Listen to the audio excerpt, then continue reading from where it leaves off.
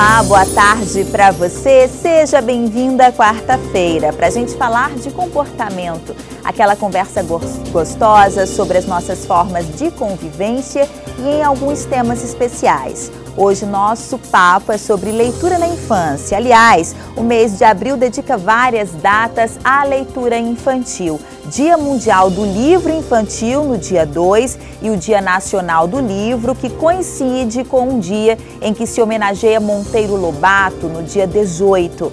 Um tema muito bacana para a gente viajar. O livro é uma grande janela para o conhecimento. A leitura estimula a criatividade, inteligência, concentração e faz bem para a capacidade verbal das pessoas, principalmente se este hábito for estimulado desde criança. A equipe do nosso jornalismo conversou com uma incentivadora da leitura infantil e que se dedica desde que se aposentou a escrever sobre temas bem sérios para o público mirim. Acompanha só a reportagem de Ibrahim Ossami Gato Júnior. Em tempos em que a tecnologia invade cada vez mais cedo o ambiente das crianças, ainda vale a pena lembrar que ler é uma experiência valiosa e importante para o aprendizado. E é por conhecer o poder da leitura na formação do ser humano que esta professora aposentada hoje se dedica a escrever literatura para pais e filhos. Essa é uma leitura para as crianças, adolescentes, os jovens e os pais. Os pais têm muito destinado aos pais, porque a própria criança que expõe o assunto, chamando a atenção dos adultos. Algumas obras da escritora retratam o cotidiano do povo amazônida. A coleção Fábulas e Apólogos da Amazônia foi produzida em parceria com a filha e estimula a valorização das particularidades regionais. Estimular as crianças a ler, a gostar de ler e a valorizar o que é nosso, os nossos bichinhos e bichões, os nossos rios, os nossos frutos, nossas árvores, conhecer e valorizar. O trabalho infantil é um tema que também ganha destaque nos livros. A partir dos 5 anos eu trabalhei na roça, eu era trabalhadora da roça, mas tinha sempre uma vontade de aprender a ler e a escrever, e lá não tinha escola. Então eu tinha esse desejo imenso de vir para cá, para Manaus, para aprender a ler e um dia ser professora. Ana Flávia ainda não sabe ler, mas consegue entender as historinhas por causa das figuras. Rafael, neto da escritora, já conhece a maioria dos livros da avó e acredita que as crianças deveriam ser mais incentivadas a ler. Falando dos meus colegas da escola, eles são mais ou menos assim que gostam de ler, porque a professora, na verdade, lá é ela que lê, porque ela não pede muito para os meus colegas lerem, é mais ela que lê. Mas de vez, uma hora ou outra, ela pede para ler. Você acha então que seus colegas deviam ler mais? Sim.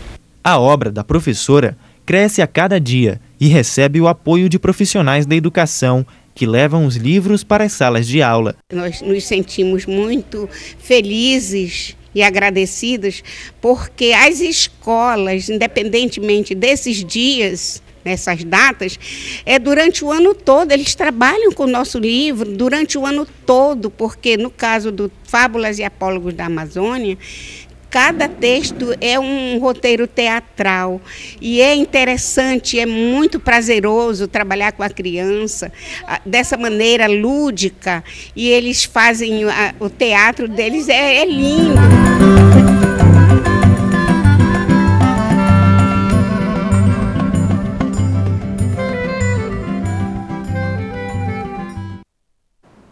Daqui a pouquinho a conversa continua com gente grande e gente pequena falando sobre leitura. Mas agora nossa tarde vai sendo animada com uma turma jovem aqui que vai fazer um especial pra gente. Vamos lá? Vamos. Prazer estar aqui de novo, né, com você. Vamos lá? 1, 2, 1, 2, 3, 4.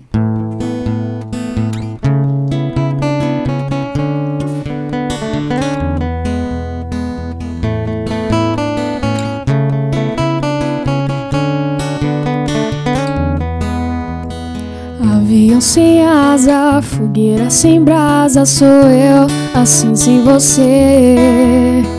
Futebol sem bola, pipiu sem frajola, sou eu, assim sem você.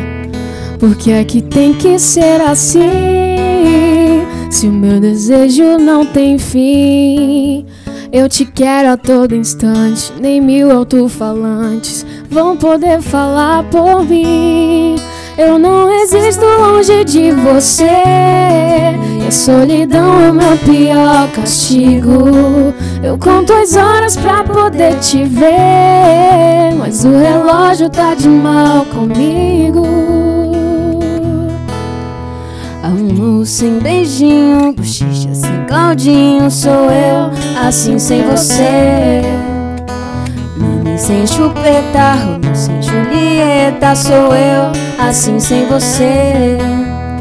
Tô louco pra te ver chegar, tô louco pra te ter nas mãos, deitar no teu abraço, retomar o pedaço que falta no meu coração. Eu não existo longe de você, e a solidão é meu pior castigo.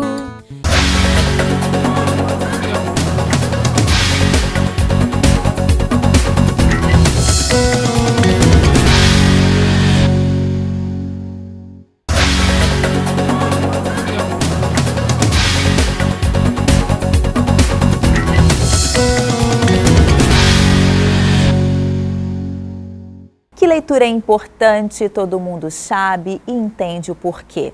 É mágico. É a gente poder começar a ler e por vários motivos. O melhor é quando se aprende a gostar de ler, não se quer parar. Será por quê, hein? O livro pode fazer a gente descobrir tantos mundos diferentes. Vamos conversar com quem tem muita coisa para falar sobre isso. A Escila, que é professora de literatura e estudiosa nesse todo esse universo. A jornalista e escritora Liege. E a Luma, que está aqui, que já é conhecida do nosso público, a nossa apresentadora Mirim, né, Luma? Mais uma vez aqui comigo? Sim. Já tá íntima a Luma. Eu vou começar o nosso bate-papo com a Escila. Escila, você é estudiosa desse universo, né? E eu te pergunto, por que que você se estimulou a pesquisar sobre esse assunto, sobre a literatura infantil? O que que te estimulou? Bom, para começar, eu sempre digo que eu me encantei com a literatura, não é? E foi um encontro muito prazeroso. E digo que esse encontro aconteceu quase por acaso, quando eu deparei com um livro, Fogo Morto, do José Lins do Rego, um romance para uma criança com 11 anos ainda, bastante complexo, mas extremamente encantador pela narrativa. Num segundo momento, eu tive um encontro também muito especial com a literatura infantil e juvenil, não é? Ou com as obras para crianças e jovens, no programa de mestrado da PUC, não é? Onde tenho formação em comunicação e semiótica. E lá eu desenvolvi uma pesquisa, mas que estava muito mais voltada para a questão da linguagem, de organização desses textos, do verbal e do visual. Como é que eles organizavam os sentidos? Então essa era a minha intencionalidade, buscar isso, né? Toda aquela produção de sentidos no texto, a significação e essa percepção aguçada e fina que faz com que esse leitor ainda permaneça, não é? Diante dessas obras, diante desses textos. Num terceiro momento, claro que isso para mim foi um boom, não é? Eu posso dizer, e porque eu pude adentrar nesse universo um pouco mais da literatura, revendo autores, revendo obras, revendo esses movimentos tão encantadores, né, e fascinantes, descobrindo coisas que eu acho que normalmente ou cotidianamente ou o leitor, que é só leitor, não sabe sobre a literatura infantil e juvenil, a não ser o fato do gosto, porque isso a gente sente, não precisa muito ser explicado. E nessa terceira trajetória eu, né, alcancei um nível maior de percepção desse contexto da literatura. Eu gosto de ler desde criança. A minha tia era professora, é professora de literatura, então o meu gosto de férias era ir para casa dela, me deliciar naqueles livros, né? E Escila, eu te pergunto, dentro de todo esse contexto, você fala muito da importância entre imagem e ilustração. Qual é o sentido real dentro da literatura? Na realidade, quando se fala imagem, a gente precisa pensar que a imagem, não é colocar na relação de ilustração, porque a palavra também é imagem. Né? Então eu tenho o verbal, que é essa palavra, e esse não verbal, que é a ilustração, que é a imagem e que dialoga. Né? E, claro, a gente está pensando em obras a partir, se é que se pode pontuar assim, mais especificamente, a partir da década de 70, que é conhecida como uma época de explosão de linguagens, em que você tem não só a palavra escrita, mas você tem a participação de artistas plásticos, você tem a entrada de outros textos, como a pintura, como, né, a questão plástica da pintura para falar, a animação. Você tem, o que mais? São tantas as linguagens que entram aí, não é? Mas, bom, voltando só a essa questão do não verbal, por quê? Né? Eu estava conversando ainda há pouco. Chapeuzinho vermelho. Né? E por que não dizer da Chapeuzinho aqui, que está do Chico Buarque de Holanda, que é a Chapeuzinho amarelo, mas que está dialogando diretamente com a Chapeuzinho vermelho, aquela das nossas memórias, né? Aquela história que foi construída e que nós ainda carregamos e que está sempre sendo atualizada de diferentes maneiras. Pois é, essa atualização, a gente vê, você trouxe a Chapeuzinho amarelo no caso, e a gente vê isso muito em relação às obras mundiais mesmo, né, que a gente tem, são várias, agora me foge um pouco, a Cinderela, a gente viu agora, não é? Porque a Branca de Neve, toda essa releitura. A literatura universal. Só ainda um pontinho sobre essa relação da imagem, não é?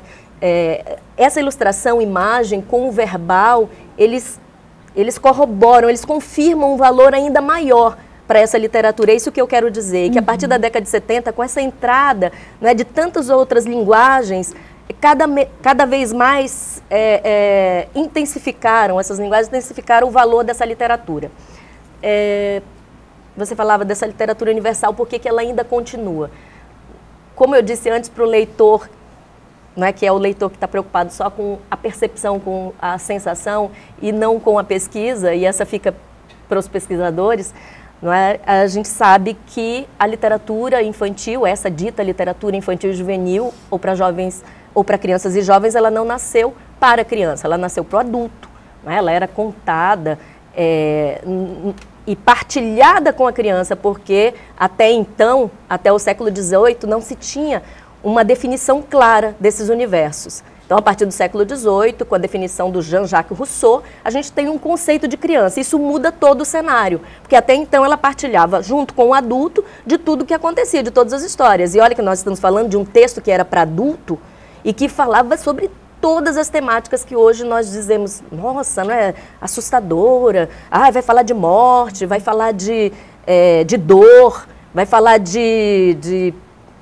né, da perda, dessa sensação de perda e de tantas outras coisas que podem ser consideradas duras, né, para o universo infantil, mas que com os arranjos da linguagem foram se tornando acessíveis.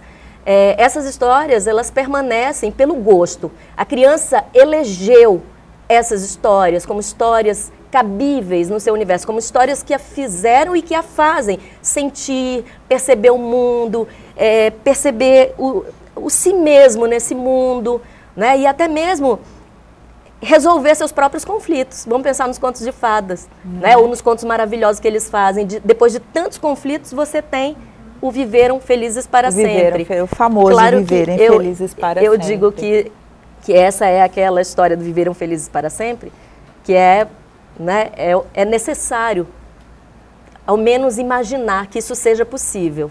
E isso a gente não pode tirar da criança e muito menos do adulto. Nunca, isso nunca. Gente, eu também tenho aqui a Liege, que ela jornalista e uma carreira longa por diversos meios de comunicação que a gente já conhece. E eu te pergunto, Liege, o que te fez ingressar aí nesse universo da literatura infantil? Então, na verdade, era para ser o contrário, né? Porque eu sempre trabalhei com hard news, política, economia, cidades, mas eu fui presenteada aos 37 anos com a menininha, né? Eu nunca pensei em ficar grávida e fui mãe. Depois que eu fui mãe, a minha cabeça mudou muito. Não que eu tenha deixado de gostar dessas que eu gosto ainda, mas é que eu comecei a ver que aquela teoria que a gente tinha de que eles são o nosso futuro, que a gente tem que preparar para eles serem melhores do que a gente, é muito válido quando a gente tem um filho, porque a gente fica naquele contato, não precisa nem ser grávida, você pode ter um filho, alguém para criar um ser humano pequenininho assim. Então, o meu primeiro livro foi para ela aprender as primeiras letras, né? Então, eu estava ensinando para ela o A, E, I, O, U e a união das vogais com as consoantes. Aí eu inventei uma fábula que faz a união das vogais com as consoantes, que faz as letras, né? Aí eu escrevi esse livro e um amigo, eu comentei na rede social, no Facebook, que tinha escrito, um amigo, esse é para você, Bia, para você, seu primeiro filho, você ensiná-lo as primeiras letrinhas. Estou ansiosa. E aí um amigo da editora Valer, né, soube que eu tinha escrito o livro. Que lindo. E ele as ilustrações. Disse, me entrega esse livro, gostou do livro, mandou ilustrar e eu lancei meu primeiro livro em 2013. Quem é que ilustrou seu livro? É o Márcio, ele é da editora Valer mesmo, ele é fixo da editora Valer. Aí veio o segundo livro que eu dei para a Luma. A Luma, que qual é, Luma? Lê aí pra gente qual é o título do livro da Liege. José e o Mistério dos Bichos da Amazônia. Você lê um pedacinho pra gente, Luma? Leio. Então lê. Você já escolheu qual você vai ler? Só um pedacinho, só pra gente. Pode ser o comecinho, Era uma vez um reino não muito distante, chamado Amazônia.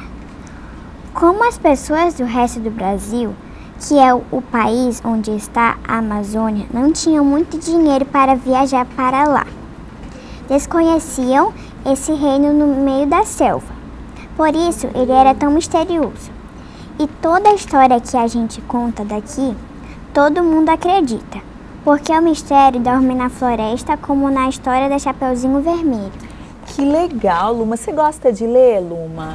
Gosto, porque principalmente que quando a gente lê, a gente fica mais inteligente, posso falar. Bom, verdade. Você lê, hoje você tem quantos anos? 8. 8. E você lê desde quantos anos? Eu acho que eu leio desde uns 4 anos. 4 anos? E quem que te ensinou, quem que te incentivou a ler, Luma? Foi sua mãe? A minha mãe. Foi sua mãe? Foi. E você trouxe, assim, alguns livros aí que você gosta, né? Esse daí você ganhou hoje, que você vai ler depois.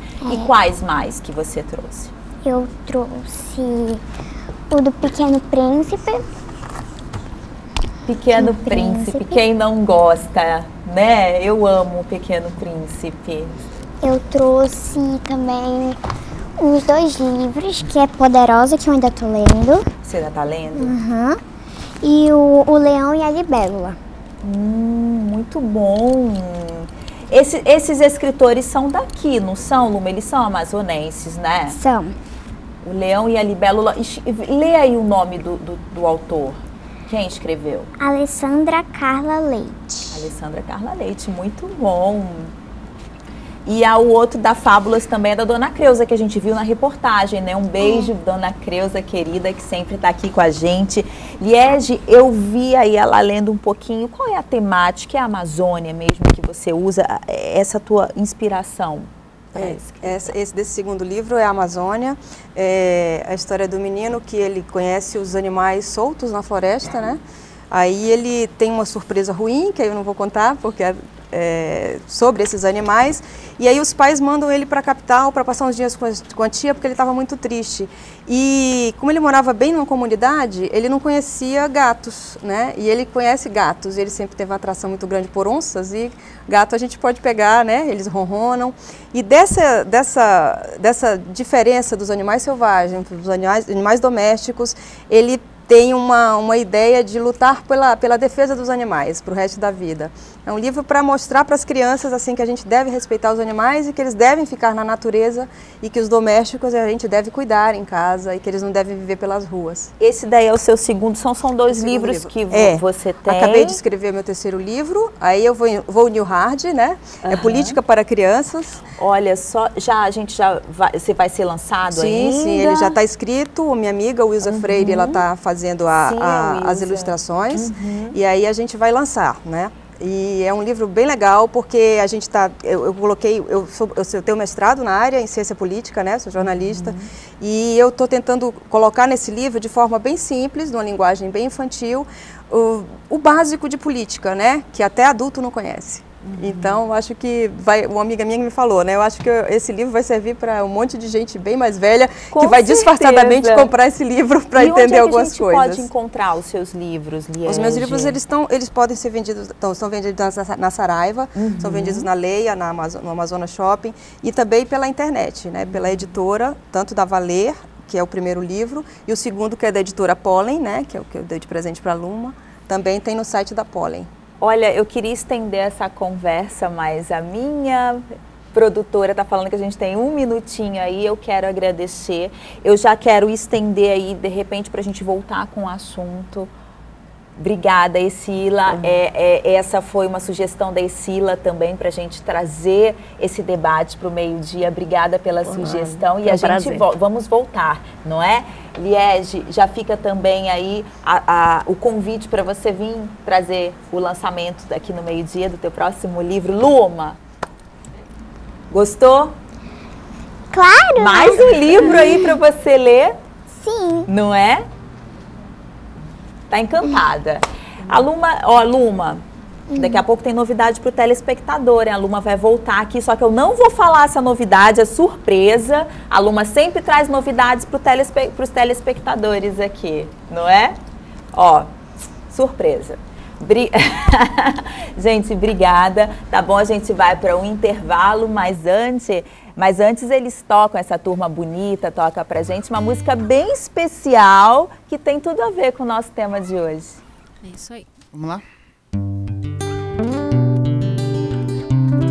Para todas as crianças, né, que estão assistindo, que adoram essa música também. Numa folha qualquer eu desenho um sol amarelo, e com 5 ou 6 retas é fácil fazer um castelo. Corro lápis em torno da mão e me dou uma luva, e se faço chover com 2 riscos tenho um guarda-chuva. Se um pinguinho de tinta cai num pedacinho azul do papel, num instante imagino uma linda gaivota voar no céu. Vai voando, contornando a imensa curva, norte e sul vou com ela, viajando Havaí, Pequim, Rio, Istambul. Pinto um barco à vela, branco navegando, tanto céu e mar num beijo azul. E entre as nuvens vem surgindo um lindo avião, rosa e grená todo em volta, colorido com suas nuvens a piscar. Basta imaginar que ele está partindo, sereno e lindo. Se a gente quiser, ele vai pousar. Uma folha qualquer eu desenho.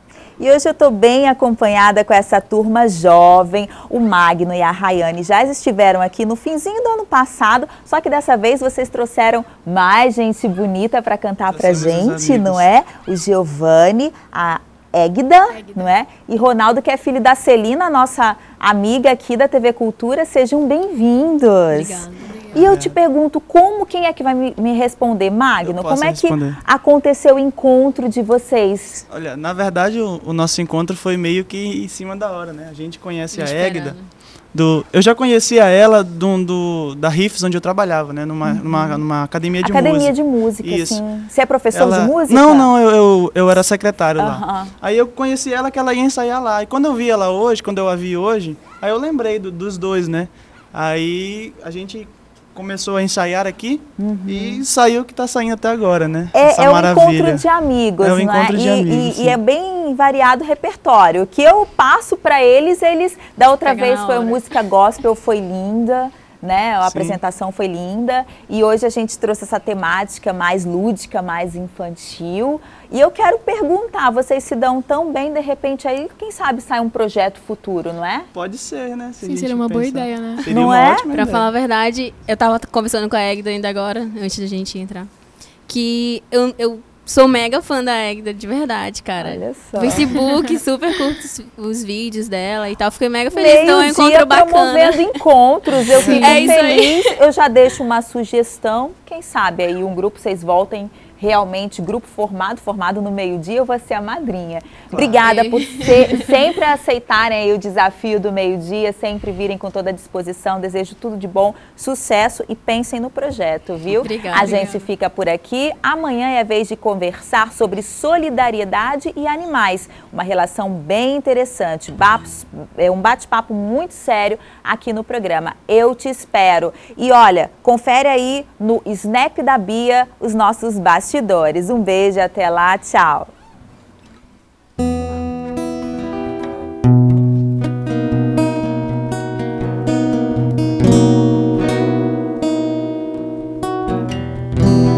Não estou disposto a esquecer teu rosto de vez. Acho que é tão normal. Dizem que sou louco por eu ter um gosto assim. Gostar de quem não gosta de mim. Jogue suas mãos para o céu e agradeça se acaso tiver alguém que você gostaria que estivesse sempre com você.